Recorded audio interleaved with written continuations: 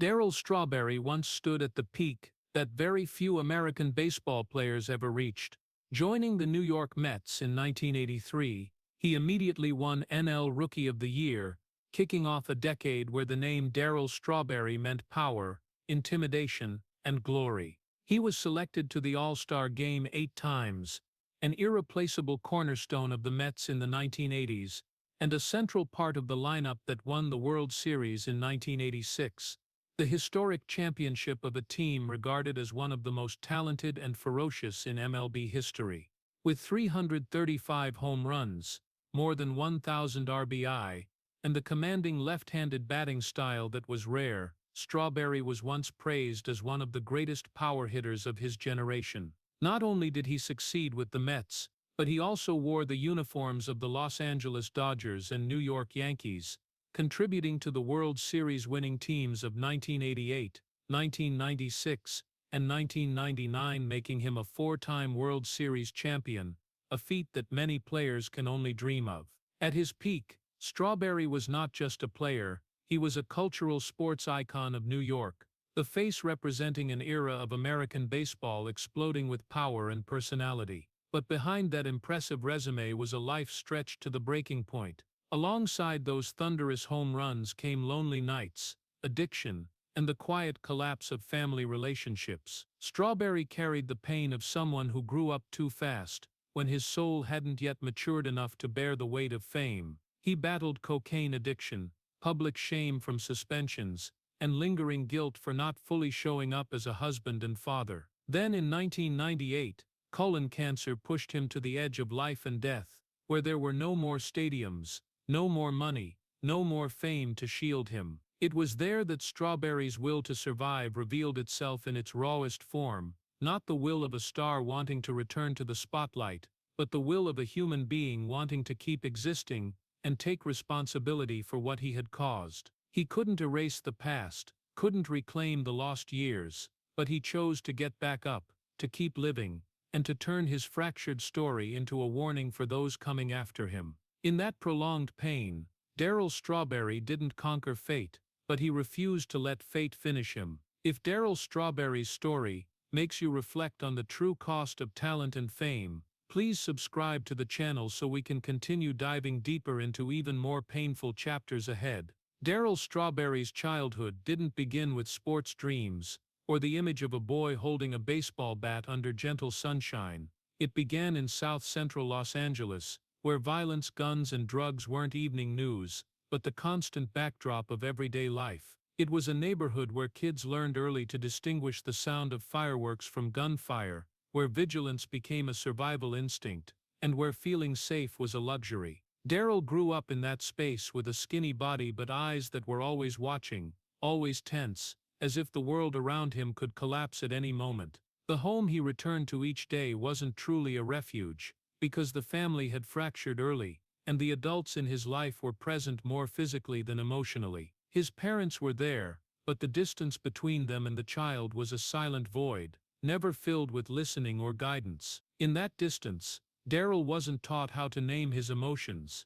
Fear went unexplained, sadness went unasked about, and small hurts accumulated into something larger, the feeling of being abandoned, even though no one officially left. He learned that silence was safe, that not asking meant less disappointment, and that figuring it out alone was the only way. Lacking the full presence of adults, Darryl grew up without a clear moral or emotional compass. No one told him that failure didn't mean worthlessness, that being loved didn't require proving it through achievements. Instead, he pieced together the fragmented bits of the world around him to form his way of surviving, tough, guarded, and always ready to defend. South Central didn't let kids stay weak for long.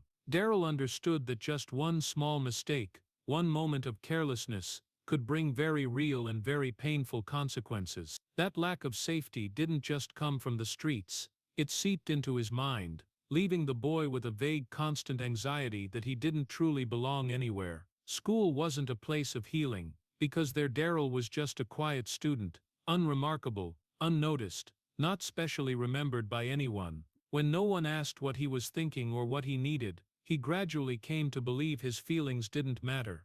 And when a child believes that long enough, They grow up convinced they have to carry everything alone, no matter how heavy it gets. In that context, sports emerged not as a grand dream, but as a rough escape. The ball field became the only place where Darryl felt he had value without needing to explain it in words. There, his body was allowed to speak for the emotions he kept bottled up, and every solid hit felt like a quiet affirmation that he existed, that he could do something right. But even as his talent began to show, it didn't erase the foundation of wounds that had already formed. No one taught Darryl how to manage pressure, how to face expectations, or how to seek help when things became overwhelming. His talent grew on untilled soil, and those cracks were just waiting for the right moment to surface. The feeling of abandonment followed Darryl through his entire childhood like a long shadow, quiet but persistent. It didn't make him rebel right away, it made him withdraw, learning to endure in silence. It was the kind of tragedy no one saw from the outside, because that boy still went to school, still played sports, still smiled when necessary. But inside, a silent question had formed very early. If no one is really here for me, who do I have to become to be seen? That question had no answer in Darryl Strawberry's childhood, and it was the absence of that answer that quietly shaped every choice, every mistake and every effort he made in the years that followed. This is the root tragedy, unloud, undramatic, but deep enough to stay with him for life. A wound formed from the very first days when no one taught a child how to be loved. Talent came to Darryl Strawberry, not like a reward, but like a hand yanking him out of childhood before he even understood who he was. When his body began to develop far beyond his peers, when young Darryl's swing rang out differently from the other kids on the dusty ball fields of South Central, the adults immediately recognized what they called potential. Their eyes changed, their voices shifted, and expectations formed so quickly that no one paused to ask if the child was ready. More intense practices, bigger tournaments, more praise piling up. Everything swept Darryl into a rhythm of life where childhood became a luxury. He no longer had much time to play, to feel lost, to make harmless mistakes. Every error was now scrutinized, and every success brought a new demand. His talent grew faster than his soul, and that gap quietly widened day by day. The adults around Darryl saw a brilliant future, but no one prepared him for the ability to withstand the pressure that came with it. No one taught him how to handle fear of failure, how to deal with attention, or how to separate his self-worth from on-field performance. When he hit well, he was loved. When he won, he was recognized. That unspoken message sank deep to be seen. You have to keep being better, stronger, never weak. Baseball therefore became the only language in which Darryl felt heard, where every swing was an affirmation that he deserved to exist. But that very dependence also laid the foundation for a fateful burden, because when all value was tied to the field, outside the field, Darryl had almost nothing to hold on to. In those years, baseball was the safest refuge Darryl knew. On the field, he didn't have to talk about his broken family, didn't have to explain the emptiness inside, didn't have to face the abandonment that had followed him from early on. On the field, everything was clear. The pitch came, the bat swung, the result appeared. That simplicity brought a rare sense of control in a life full of uncertainty. But when the ball dropped and the crowd left, the silence returned, along with the question he'd never been taught to answer: if one day there's no more baseball, who am I? No one sat him down to say that talent wasn't his entire being, that his worth didn't vanish with a missed swing. Instead, he was encouraged to keep going, faster, farther, as if stopping would be a betrayal. The farther he advanced, the more talent resembled a curse that arrived too soon. It pulled Darryl out of the neighborhood, but it also carried along the unhealed cracks. It gave him opportunity, but it took away the innocence needed to grow up healthily. In others' eyes, Darryl was a phenomenon, a bright future. In himself, he was still the child learning to survive in silence, not knowing where to find comfort except on the field. Baseball saved him from many dark paths, but it didn't resolve the deeper wounds, the questions about love, about belonging, about self-worth. And that's why, as talent lifted Darryl up the ladder, it also brought a price he'd never been warned about. Talent, in Darryl Strawberry's case, wasn't the solution to the tragedy. It was only a temporary salvation, covering wounds that were quietly waiting to emerge. When Darryl Strawberry stepped into the New York Mets, he didn't just join a baseball team. He walked straight into a gigantic machine of expectations called New York. This city has no patience for the process of growing up. It only believes in results, in icons, in faces that can carry an entire era.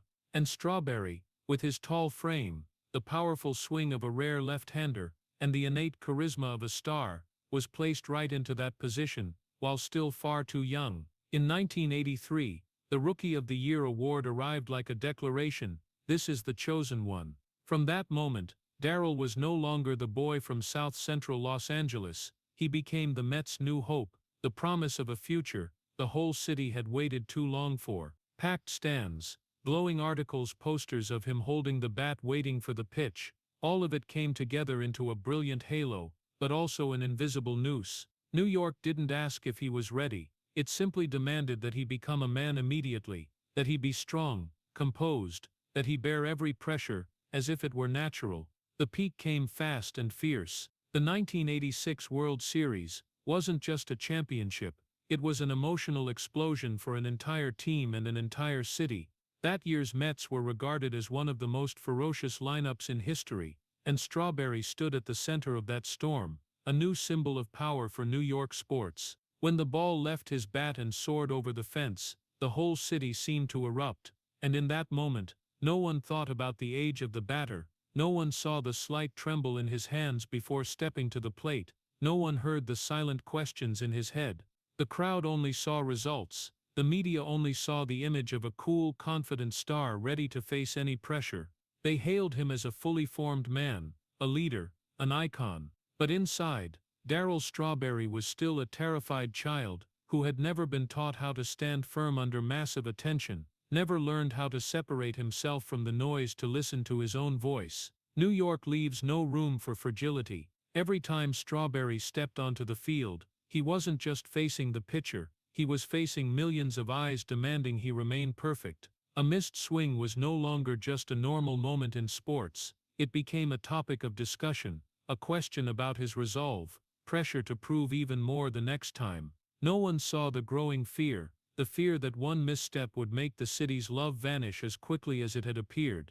The media didn't see the fragility, because they weren't looking for it. They were looking for stories of strength, of power, of icons. And Strawberry, who had never been equipped with the language to talk about his fear, only knew to keep silent and try to meet the demands. That peak from the outside was the greatest reward for Darryl Strawberry's talent, but from the inside, it was the first breaking point.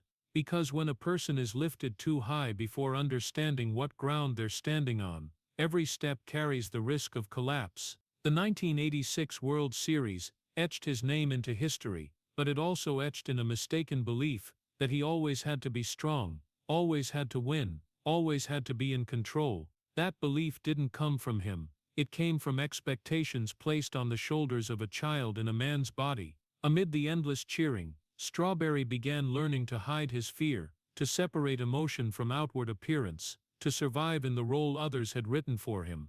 And right there, amid the blazing lights and thunderous applause, the first crack formed, silent but deep, foretelling a tragedy no one in that crowd was ready to see. After the peak with the New York Mets, while the lights were still blinding, and the applause hadn't yet faded, Darryl Strawberry began stepping into a completely different space, one with no audience, no cheering, and no guidance on how to exist. Cocaine didn't come to him as an act of rebellion or defiance, it came as a survival reflex from someone who didn't know where to put his fear. The pressure in New York didn't stay on the field, it followed him into the locker room, onto the car, into the hotel elevator, and stopped right at the door of the room where he had to face himself. When the door closed, the silence became too loud, too heavy, and there was no voice left to reassure him that he was good enough, that he wasn't about to fall apart. The packed stadium where tens of thousands chanted his name stood in cruel contrast to the cold hotel room, where only a young man sat staring into the darkness, trying to calm a racing heart. In that void, cocaine appeared as a dangerous but instantly effective shortcut, something that could silence the fear, slow the unanswerable questions, and create the illusion that everything was still under control. Strawberry didn't use drugs to have fun. He used them to feel nothing at all. Each use was a temporary escape from the pressure to be an icon, to carry the expectations of an entire city, to appear stronger than his real emotions. Cocaine helped him step onto the field with a fake calm, helped him smile for the cameras, helped him keep playing the man New York believed he had become. But the price quietly grew day by day, because what brought temporary silence also took away the ability to face real emotions.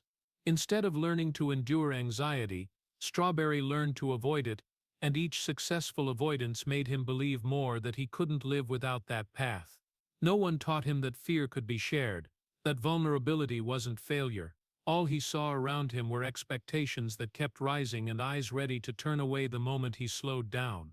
Drugs quickly became part of the post-spotlight routine, a silent ritual that helped him get through the night so he could stand tall the next day. Long flights, packed series, repetitive interviews, all of it created a cycle that didn't allow Strawberry to stop and breathe. In that cycle, cocaine was no longer a choice. It was a tool, the only thing he knew to calm the chaos inside. He wasn't seeking excitement. He was seeking quiet, a brief moment when his mind wasn't torn apart by anxiety and doubt.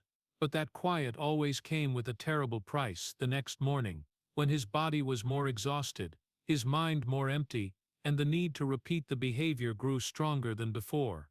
In the public eye, Strawberry was still the star at his peak, still the man whose swing terrified pitchers.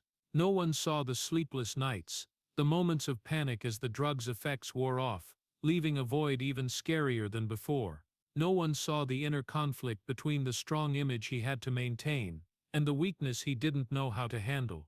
The media kept writing about stats, about power, about a bright future, while inside, Strawberry was gradually losing the ability to distinguish who his real self was from the role he had to keep playing. Each time he turned back to cocaine, it wasn't reckless indulgence. It was a wordless cry for help, a clumsy attempt to keep himself from shattering under the weight of endless expectations. Self-destruction in this phase became a distorted form of survival. Strawberry didn't want to destroy his career, didn't want to hurt those around him, but he had no other tools to exist in the mental state he was trapped in.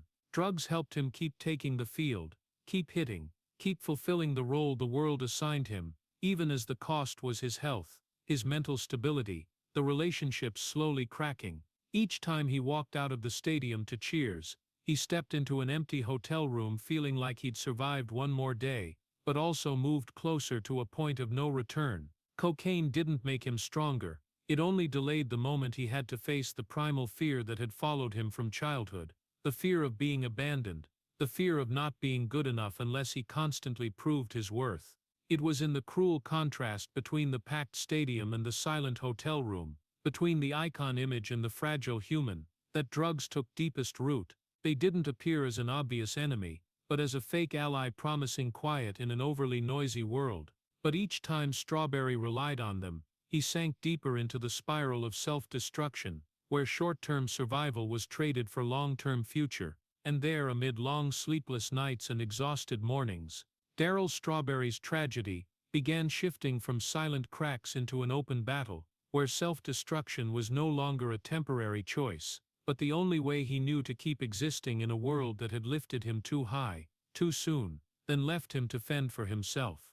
After those long nights in hotel rooms and mornings stepping onto the field with fake composure, Darryl Strawberry's tragedy gradually spread to a space without stands, without cheers, and without room for a star's role his family. There no one cared how far he hit the ball, no one clapped for the numbers on the stat sheet. There the only thing demanded was presence, and that was exactly what Strawberry didn't know how to give. His marriage didn't collapse from one single moment, it slowly disintegrated in prolonged absences, justified by game schedules, late calls, promises to make it up after the season.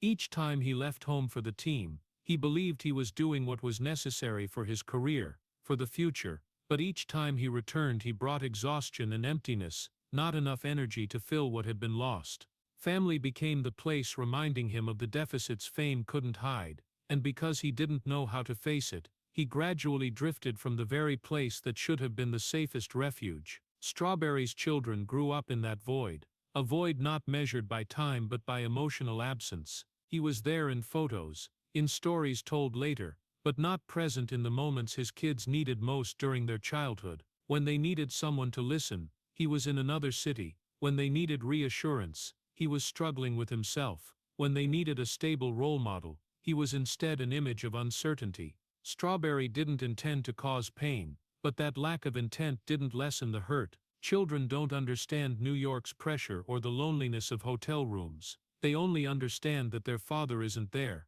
and the feeling of abandonment that had followed Strawberry through his own childhood was now unconsciously passed on to the next generation, like a tragic cycle no one wanted, but no one knew how to break. Strawberry didn't run from this truth. As his career began to wobble and the stage lights dimmed, he was forced to confront what he had missed. "I wasn't there when they needed me," was an admission not seeking forgiveness, but a painful facing of himself. He understood that no championship could make up for the evenings he was absent, that no home run could replace the gentle words never spoken at the right time. The shame of that didn't disappear when his career fell apart. Instead, it stayed persistent and quiet, as a reminder that some losses can't be measured by money or glory. If professional failure could be explained by injury, pressure, or circumstances, then failure as a husband and father had nowhere to hide. In those following years, as Strawberry tried to rebuild his life, family did not become an easy life raft.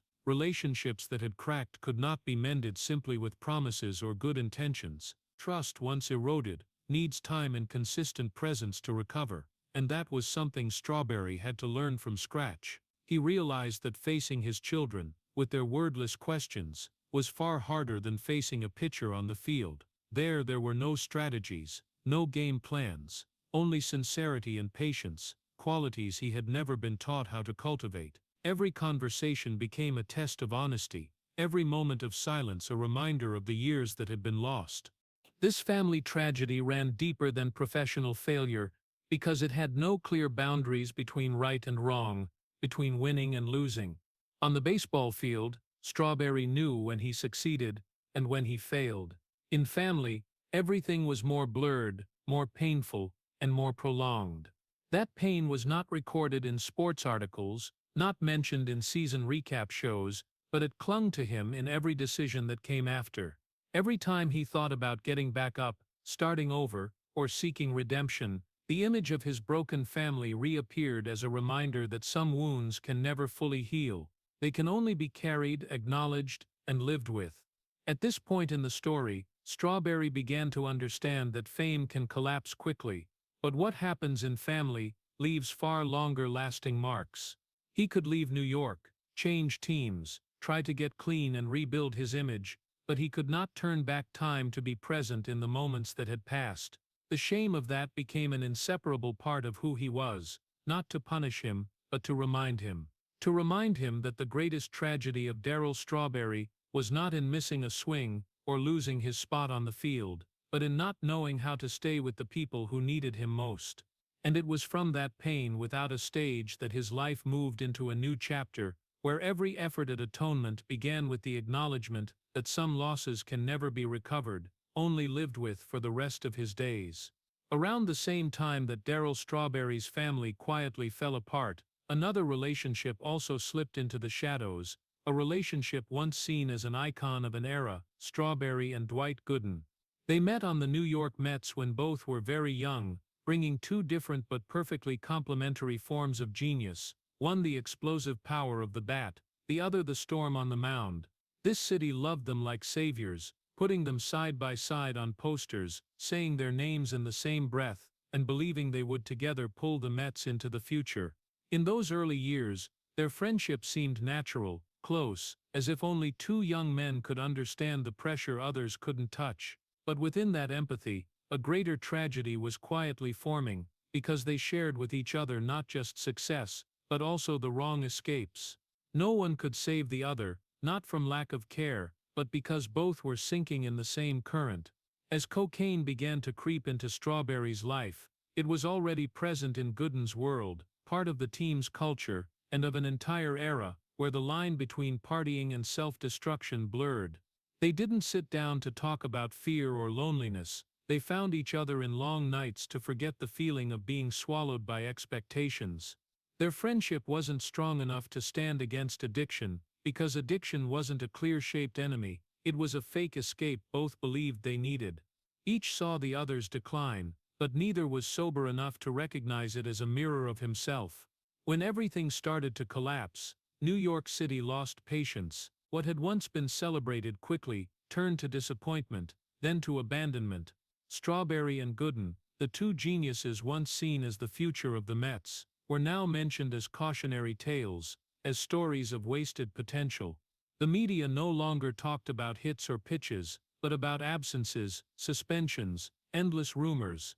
They had been hailed together at the peak, and abandoned together in the fall, as if the city only loved them when they were perfect. In that moment, their friendship became powerless against a system with no room for fragility or slowing down. This tragedy belonged not just to two individuals, it reflected a system that lifted young men too high, too fast, then left them unprepared for life when the lights went out.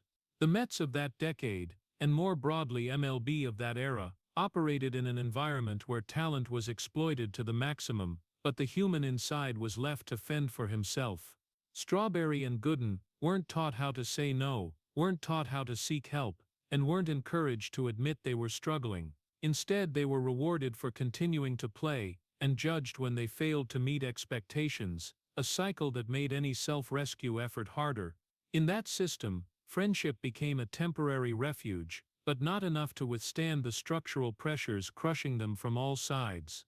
As their paths gradually diverged, the silence between them carried a sadness hard to name. It wasn't betrayal, it wasn't hatred, it was the helplessness of watching a friend walk down the same road you yourself were on. Strawberry understood, he couldn't pull Gooden out of the darkness when he hadn't yet found his own way out. And Gooden felt the same. They became living proof of a bitter truth: friendship, no matter how genuine, cannot replace real support and timely intervention in a high-pressure system.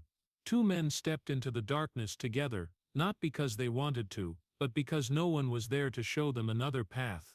Looking back on this relationship, Strawberry didn't just see the loss of a friendship, he saw the cruelty of an era that consumed talent like fuel, then left ashes when the fire died.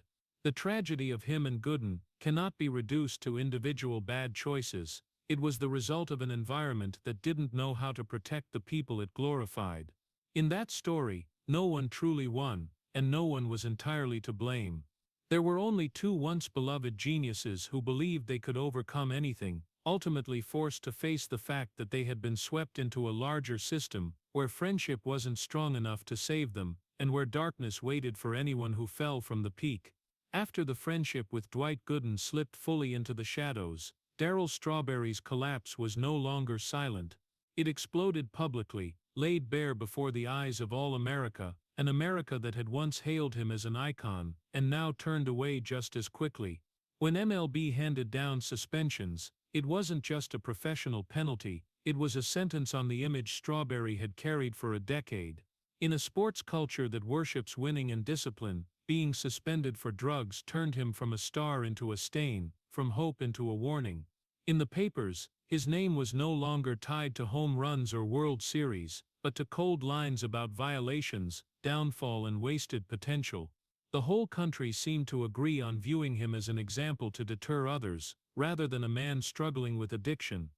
The media dissected Strawberry without mercy. Every private detail, every mistake, every relapse was magnified and repeated like a hanging sentence. There was no space for complexity, for context, for the psychological wounds accumulated from childhood to premature peak. The story was boiled down to an easy-to-digest formula: great talent, self-destruction, sad ending. In that telling, Strawberry was no longer a man carrying fear and loneliness. He was a character illustrating downfall. The public, who once loved him, now learned to turn away with the feeling that they had given him enough chances. Empathy was withdrawn, replaced by judgment, and Strawberry realized what he lost wasn't just his spot in the lineup, it was the right to be seen as a human being in need of help. From icon to cautionary tale was a fall without a safety net. On the field, Failure could still be measured in numbers and fixed with effort. Off the field, shame had no clear boundaries. Strawberry entered a phase where every door closed faster than he could knock. Teams were wary, sponsors pulled back, and even those who once stood by him kept their distance, not always out of malice, but out of fear of being dragged down. He felt himself become a risk more than a person. Every public appearance meant facing scrutinizing stares. Every silence was interpreted as an admission of guilt. Shame, once an inner feeling, gradually became the structure surrounding his life, like an invisible prison with no bars. In that prison, Strawberry faced a cruel paradox. When he needed compassion most, it was stripped away. Society is quick to celebrate fully completed comeback stories, but awkward with unfinished journeys. He wasn't yet clean, wasn't yet saved, so he didn't fit the redemption template the public loved. Instead, he was framed in a state of downfall, as if that were a fixed identity. Shame became a prison, not just because of what others thought, but because of how he began to see himself through that lens. Every past mistake replayed in memory, every old headline became evidence in a trial he didn't know how to appeal. Yet right in this darkest phase, something crucial began to form: the raw truth that the bottom of a public collapse forces a person to face himself. Strawberry had no more hiding behind stats or fame. When all of America turned its back, he was forced to look straight at the shame, not to deny it, not to justify it.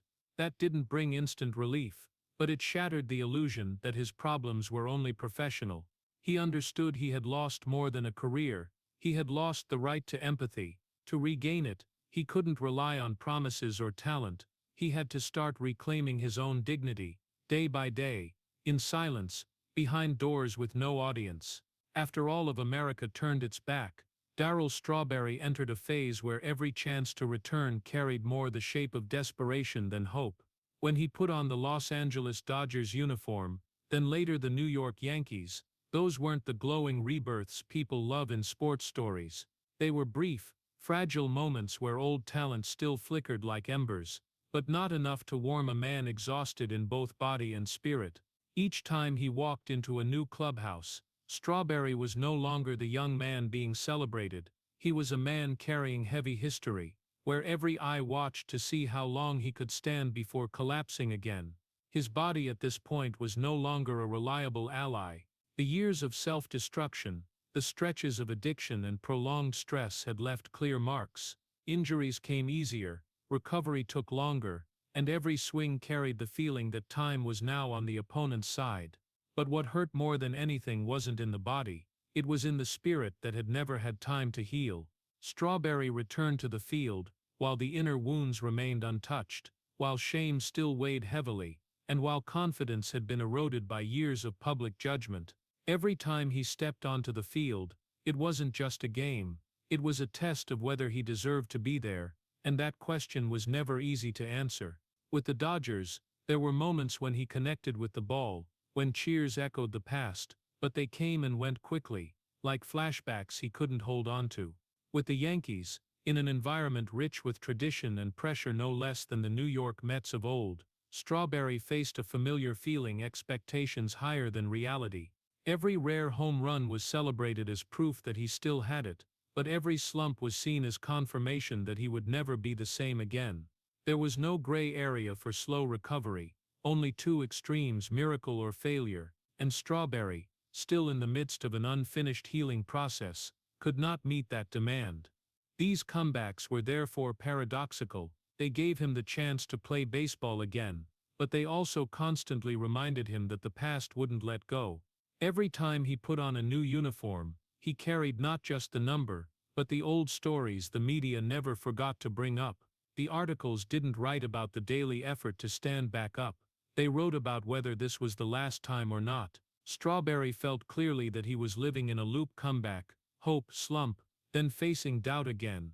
That loop wore down his will, making every new opportunity arrive already shadowed by the fear of loss. Even so, in the very midst of that despair, there was something significant. Strawberry didn't disappear. He kept showing up, kept trying, kept accepting the risk of being hurt again. That didn't bring big victories or instant redemption, but it reflected a quiet will, a refusal to completely give up.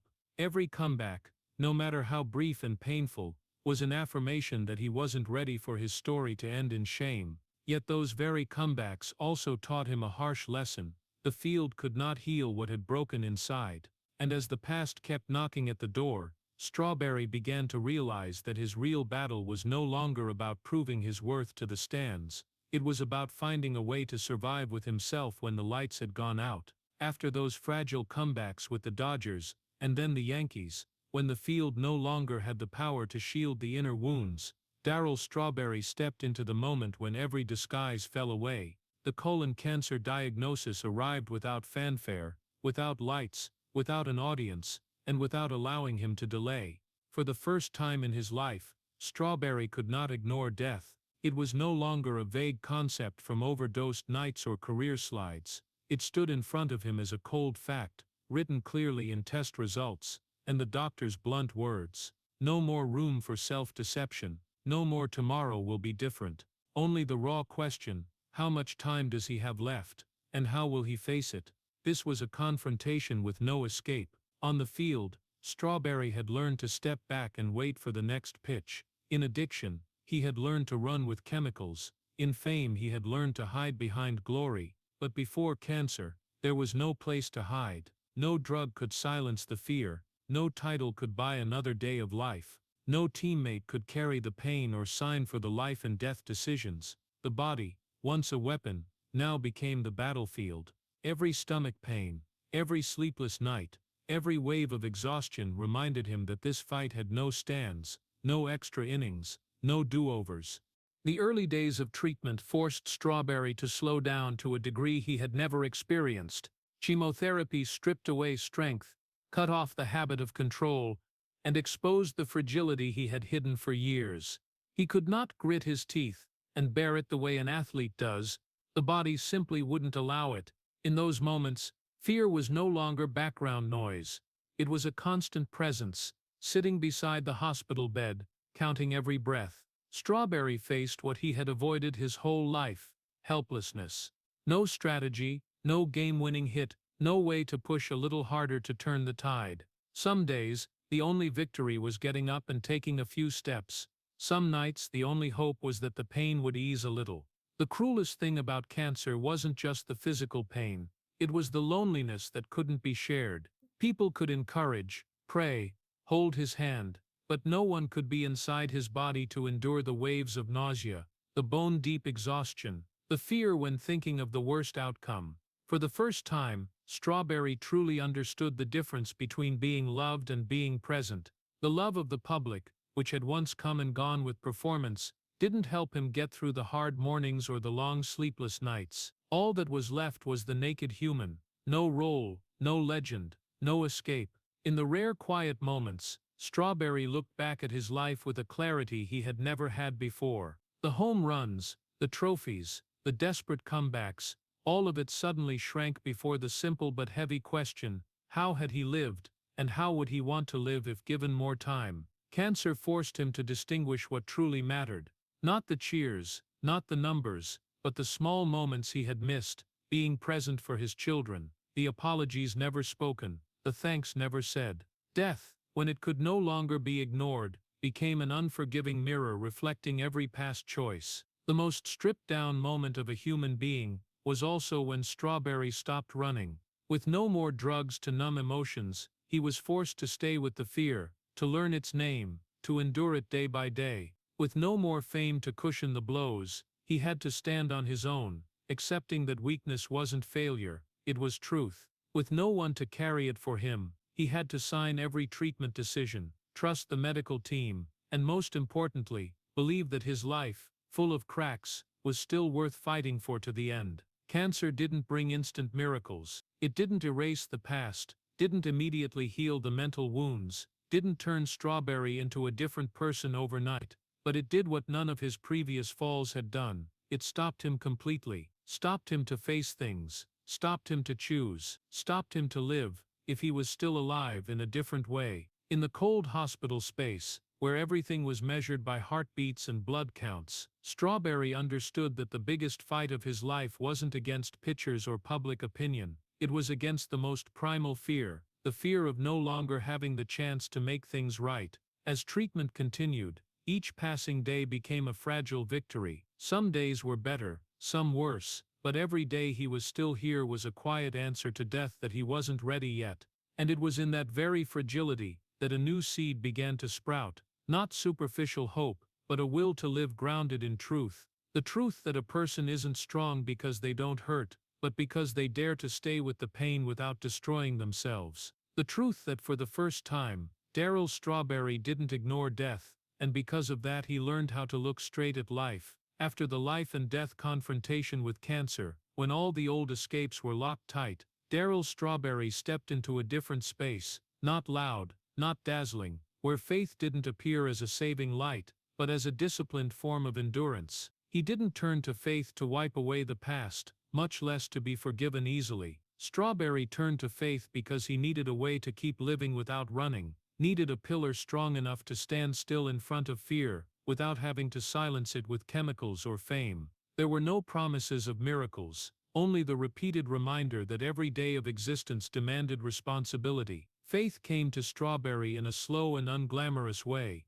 It didn't make the pain disappear, didn't erase memories of the collapses, didn't replace the broken relationships. What it brought was a structure for sobriety, a rhythm of life slow enough for him to notice emotions come and go, strict enough to keep him from allowing himself to slide again. For the first time, Strawberry learned to stay with discomfort without needing to escape, to stay with shame without looking for excuses, to stay with fear without needing to make it silent. Faith for him wasn't the answer to why am I suffering, it was the patience to live with that question without destroying himself. In this new life, responsibility became the center, not responsibility to please the public, but responsibility for every small choice, waking up on time, taking meds on schedule, keeping promises, and most importantly, telling the truth to others and to himself. Strawberry understood that forgiveness, if it came, wasn't a gift he received right away, it was the result of long-term consistency. Faith helped him accept that without bitterness. It taught him that atonement wasn't a dramatic moment,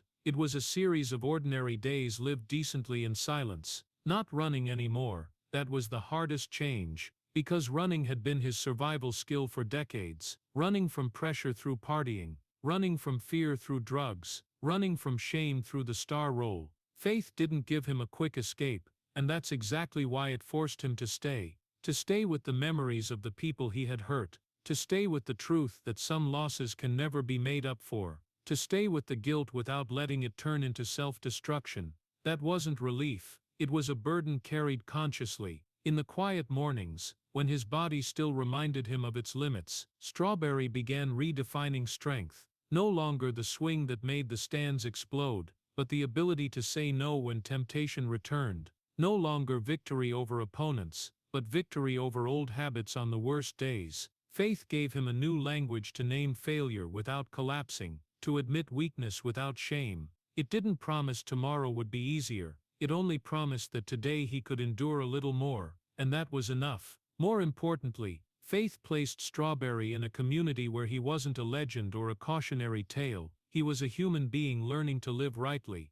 There he wasn't honored for his past, nor framed by his mistakes. He was asked to do one simple but difficult thing: be present. Present when helping others struggling with addiction, present when listening without judgment, present when telling his story not to impress, but to warn with truth. That presence, day by day, taught him that the value of life isn't in being seen, it's in not turning away.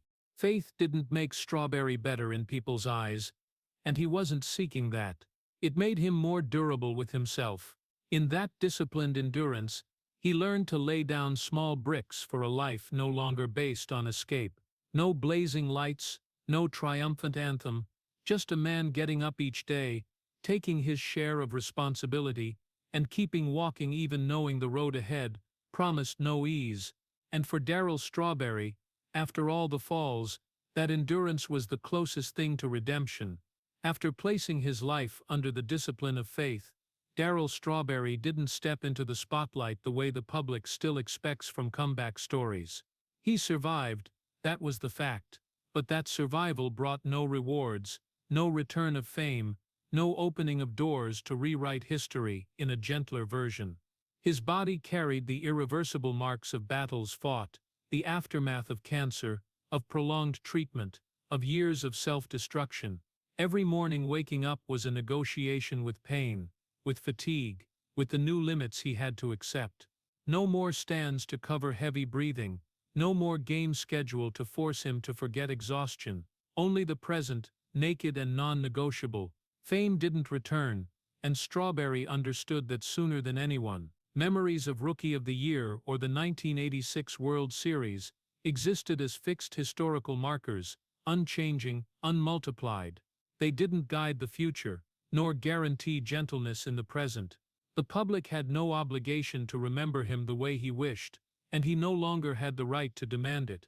Invitations came sparsely, interviews dwindled, and when his name was mentioned, it usually came with parentheses, great talent, deep fall. Strawberry learned to accept that collective memory tends to simplify, and the complexity of one life is rarely preserved whole. No one rewrote history for him, and that very fact forced him to live truthfully with the rest of his days. No what-if version, no final hit to balance the scorecard. What happened stayed intact, with both glory and shame. Strawberry no longer sought to justify or edit. He carried the past like a fixed weight, learning to distribute it so it wouldn't crush the present. That was a new skill, living without illusions of a do-over, living without waiting for someone to erase the debt of memory, living with the truth that some doors had closed forever. The present therefore became the only burden, and the only opportunity. Strawberry had no choice but to carry it with sobriety. He learned to set goals so modest they were humble, one day without relapse, one honest conversation, one apology without conditions. Those things didn't make headlines, but they built the foundation for a life that could stand firm. He understood that surviving didn't mean winning, it only meant the right to keep taking responsibility, and that responsibility didn't get lighter over time, it only changed shape. In the quiet spaces, Strawberry saw clearly the difference between being forgiven and being accepted. Forgiveness, if it came slowly and unevenly. Acceptance had to come from himself. He accepted that he had hurt others, that some relationships couldn't return, that his body would never be as strong as before. This acceptance didn't bring absolute peace, but it removed the need for self-punishment. No more running, no more endless torment, only persistent presence before what couldn't be changed. Surviving a life that couldn't be redone also meant giving up the dream of a perfect ending. Strawberry didn't seek full reconciliation with the public, didn't wait for a moment of being loved again. He focused on what could be done today, staying with those who needed him, speaking truthfully about what happened, and using his story as an unvarnished warning.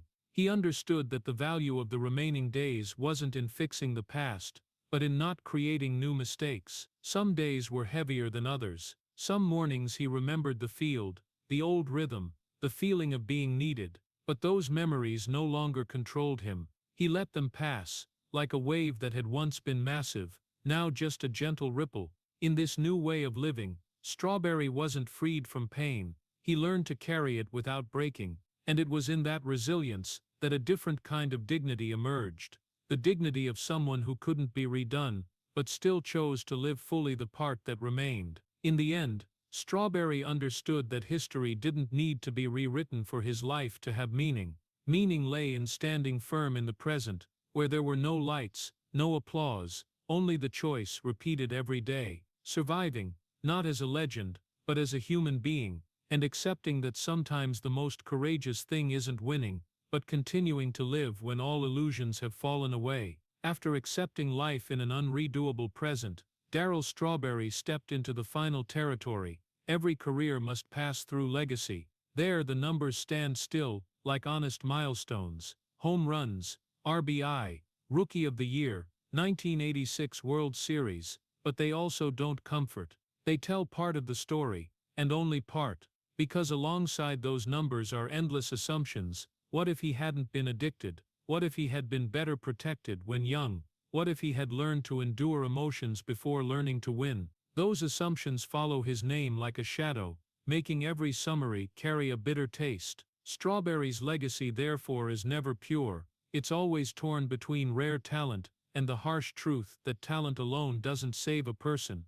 The numbers spark debate, but they can't answer the core question: why wasn't such a gifted man enough? The answer lies beyond the stat sheet. It lies in an unsafe childhood, in pressure peaking too soon, in a system that glorifies results while neglecting the human, and in a culture quick to love passionately, then withdraw love when the legend cracks. Strawberry became a mirror reflecting that truth, that a superhuman body doesn't mean an equipped soul, that consecutive wins can mask fear but not heal it, and that when the lights go out, unanswered questions return to collect their debt. Yet if the legacy were only tragedy, this story would be too easy. What makes Strawberry's legacy heavy but necessary is the warning value it carries, not through slogans, but through unadorned truth. He is proof that what if isn't a life strategy, and that the sports system, as well as society, must learn to care for people before celebrating achievements. His story forces the next generation to ask who is responsible when a young talent collapses, the individual, or the structure that placed them too high without a safety net. Strawberry doesn't blame, he stands in the truth, and that very stance turns a painful legacy into a weighty lesson. For young athletes, that legacy speaks in a quiet but unavoidable voice. Learn to live before learning to win. Build language for emotions, seek help, and understand that weakness isn't the enemy of resolve. For teams and managers, it imposes a moral duty. Protecting people isn't a privilege, it's a responsibility. And for the public, it reminds that love for legends must include the days they aren't perfect, because no one lives fully, if loved, only when winning. Strawberry's history wasn't rewritten to be beautiful, but neither was it buried. He remains in memory as a true story, painful, unfinished, and therefore credible. A story saying that some cracks can't be patched, but there's still a way to keep living without self-destruction. That legacy isn't only in what was achieved, but in what was dared to be admitted, and that sometimes the greatest value of a life is the ability to become a timely warning for others. When looking back, Darryl Strawberry's legacy doesn't demand that we choose between admiration or judgment. It demands that we look straight at the power of talent and its limits, straight at the truth that no hit is strong enough to defeat neglected wounds, straight so we can change how we support those given gifts. If the next generation learns that, then this painful legacy is not meaningless. It becomes a bridge, from glory to responsibility, from legend to human being, where talent is honored, but the human is what gets saved.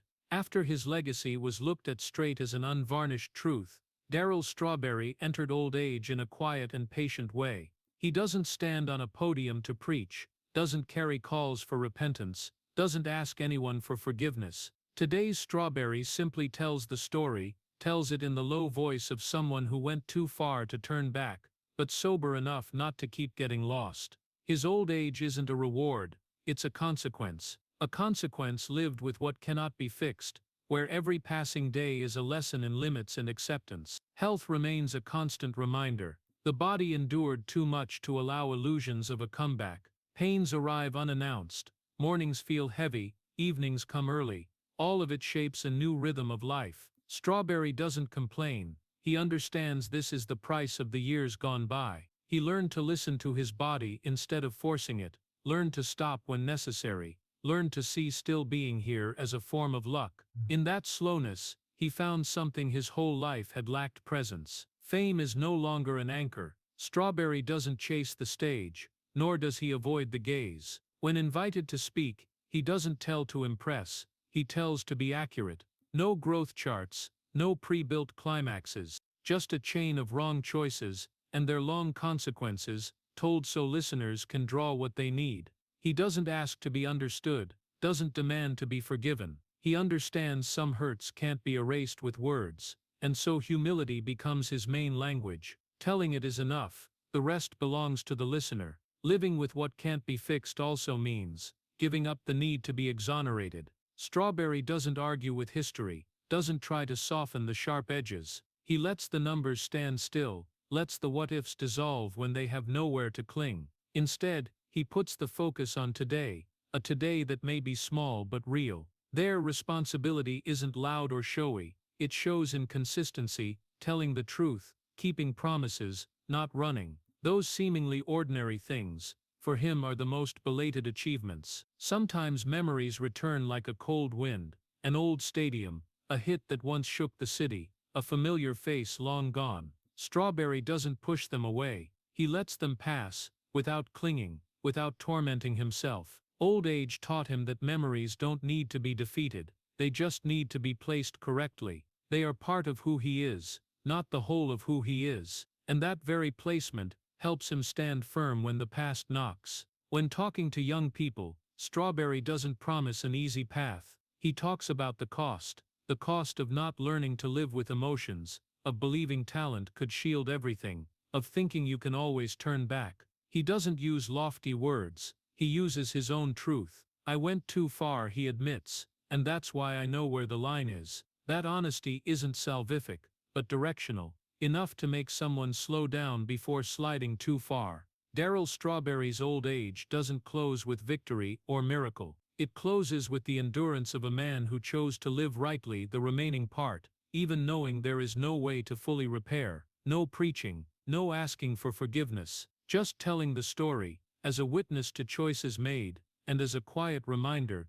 that sometimes the most courageous thing isn't turning back, but continuing to walk, carrying the truth, without destroying yourself any further. After everything passed through, when no more chapters remain to open, Darryl Strawberry stands at the end of this story, not as a winner, nor as a fully redeemed icon. He stands there as an American man who didn't die, though there were plenty of reasons to fall. No victory to celebrate, no miracle to trust, no neat ending for a life torn by talent arriving too soon, and wounds left uncared for at the right time.